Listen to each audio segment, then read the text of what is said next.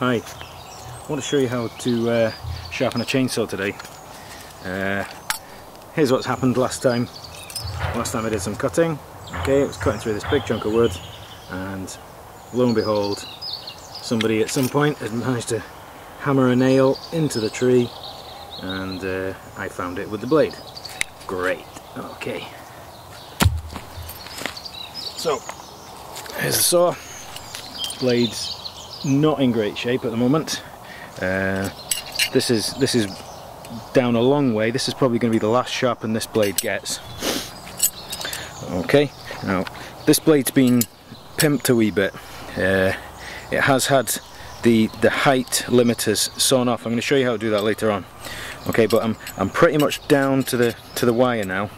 There's a small mark on the top of each tooth that shows you how far back it can be taken. And this is only going to get another sharpen out of it, I think, not much more. So to sharpen a blade, what you need is a file that's obviously going to be the right size. Okay, so this is a 5mm file to fit the blade that I'm working on, and they don't last forever, these, so don't expect them to. You know, if you get, you know, maybe 10 sharpens out of a file, that's good going. This device here is available. It's supposed to be a guide to help you sharpen and get the right angle for sharpening. Waste of time. You'll just get frustrated. All you need's a file. I don't even bother putting a wee handle on it either. Just your hands and a pair of gloves. Okay. But I'm gonna demonstrate the sharpening with gloves off. Okay. When you sharpen it, do sharpen it with gloves on. Okay. I've got numerous scars on these fingers where if you slip, these are the ones that end up getting hit onto the tooth that you've just sharpened. So you know, you really do need gloves when you do this. The first thing you want to do is get the saw in a good working position. Okay, so I've got my legs crossed at the back, but I've got the saw really tight between my thighs, and a little log underneath helps stop the saw digging into the mud. Okay, so that's your general working position. Okay, you'll need to put the brake on, otherwise the blade will slip. Okay, so brake's on now. The blade can't slip forward, can't slip backwards, and you're ready to cut. And look at that, the sun's just come out just at the right time. Okay, so what I would do is sharpen probably this many teeth at a time. Okay, the further out you get, the more kind of the saw's going to move. So don't try and do too many. 4, 5 or 6 at a time is enough. So I'm going to start with that one. Okay, and all it is just getting the angle right, really. There's a guide mark on the top of every tooth that shows you which way the file should be running. Okay, and then it needs to be downwards about 10 or 15 degrees. Okay, so you're coming up at that angle. Okay, and what you also need to do is a little twist at the same time. You'll see the way the file is actually a twisted arrangement of grooves on the file. So you go with that twist, and it runs through the tooth smoother. Well, the trick to this is to pull towards you at the same time. So there's 3 movements going on at the same time. There's 1, 2, and 3, all at the same time.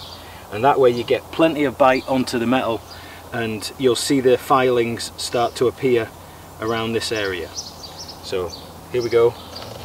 Okay, and you won't get it done in one pass. I usually do 3, 4, maybe even 5 runs.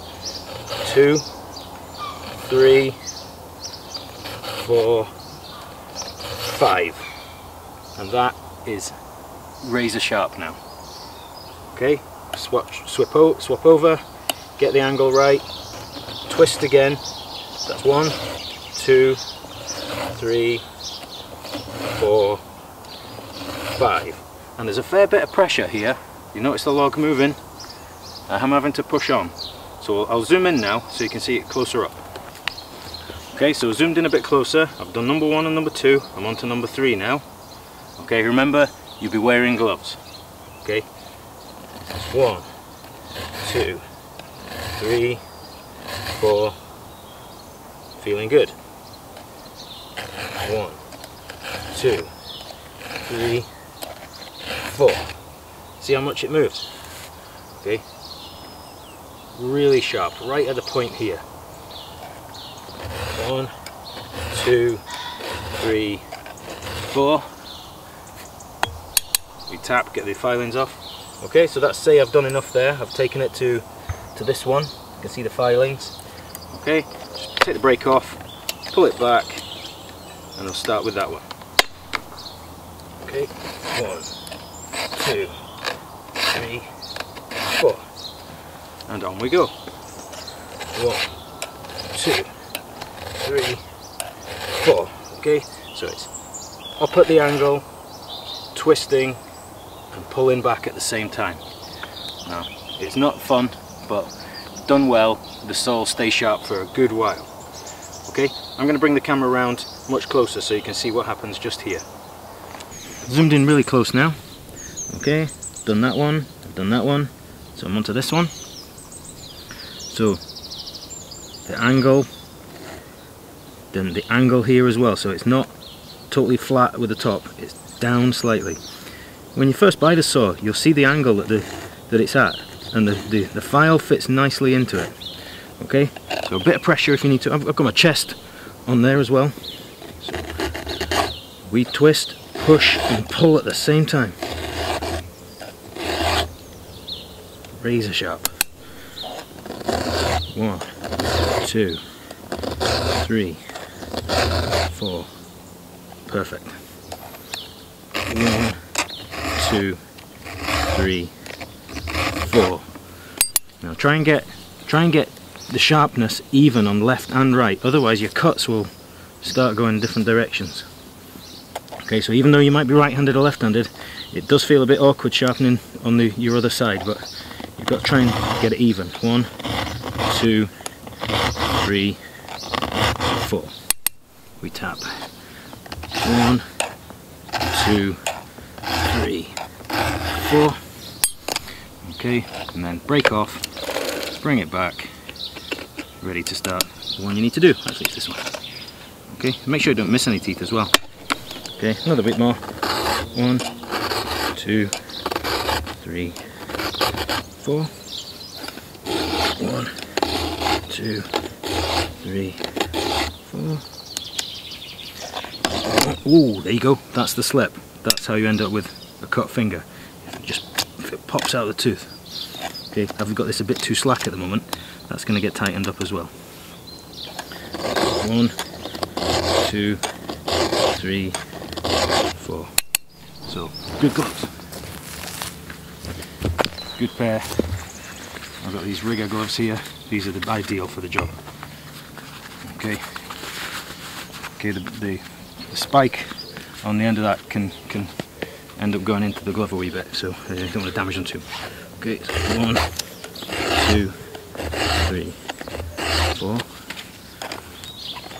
1, 2, 3, 4. We're cruising. Okay, 5-minute job, do it good. So last stages. Okay, so let's give it a go. Okay, 1, 2, 3, 4. Okay, nice and sharp. I'm wanting this to be in line with that.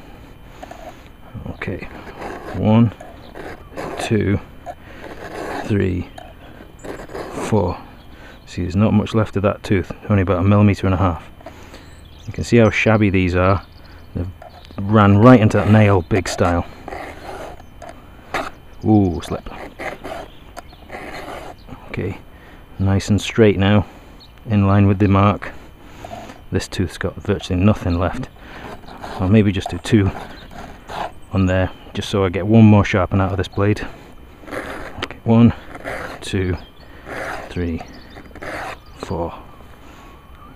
Lovely and sharp now.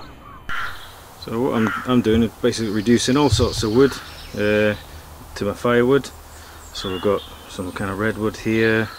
There's beech there. That's cherry, and birch under there. All sorts of stuff.